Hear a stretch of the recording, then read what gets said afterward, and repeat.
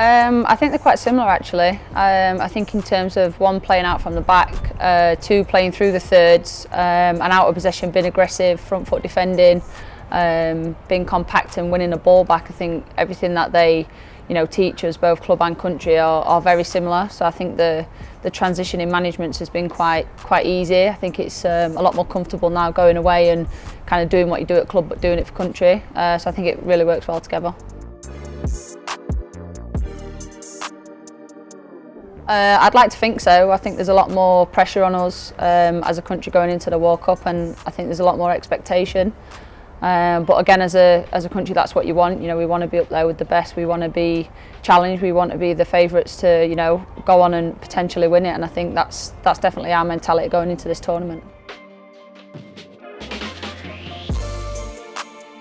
Yeah, definitely. I think obviously I was gutted to miss out on the SHEBELIEVES and lifting the trophy with the girls, and I think being a part of that would have been massive. But for me now, I'm even more hungry to go and lift a medal and lift the trophy with England, because it will be my first. So yeah, it definitely makes me driving even more to go on and win it. I think you've got your usual, Germany, France, USA, but for me I think it's looking at teams like Sweden and Norway. I think they're the teams that are really going to catch teams out. So I think it's not to go, missed, and don't kind of just look at the big teams that are usually up there. I think it's definitely looking at Norway and Sweden are going to be up there fighting for it. Yeah, I think it's good pressure, and I think it's as players and as a nation, you've got to embrace that. I think it's what we want as players, and the Lionesses, we want it to keep growing, we want it to be bigger, we want the population to grow even more and more people to be coming to games. We've been getting sell-out crowds, so I don't think it's pressure to be afraid of. I think you've got to embrace it, and it's all part of our journey and what we're actually aiming for.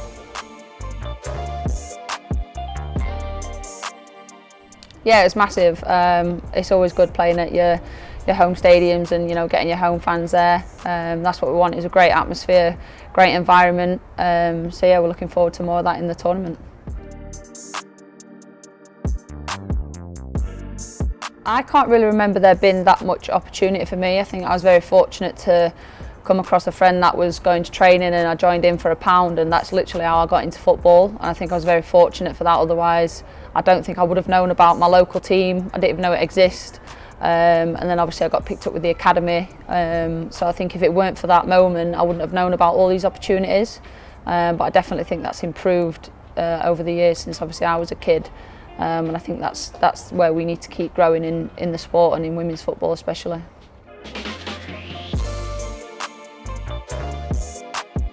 As for the teams, I only played in girls' teams, but I did most of my training with the boys. Obviously at school and that, I was playing with the boys on the courts and getting involved in PE lessons. But for me, that was probably where I got my aggression from, and getting stuck in and loved the challenge, because the boys were always better than me. But yeah, as for teams, I didn't start till I was 9, so I just went straight into a girls' team.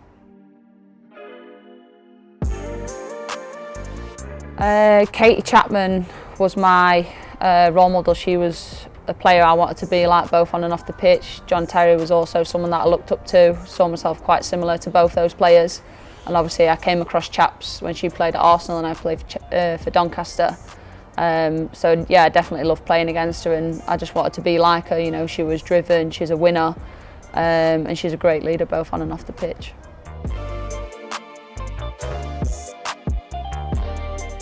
I just think make opportunities more known. I don't think little girls know there's opportunities out there for them. I don't think they know of teams. So just making it more, visible for them to know where to go to join a team or where to go to train. I definitely think that needs to be something where it's not just parents that are noticing those things, but kids can go to school or walk down the street and they can just see something, whether it be a poster or... I think that's something that we need to figure out, in how to get girls involved, and it's knowing that there's places for them to get involved. I think that's the missing link, what we need to get sorted.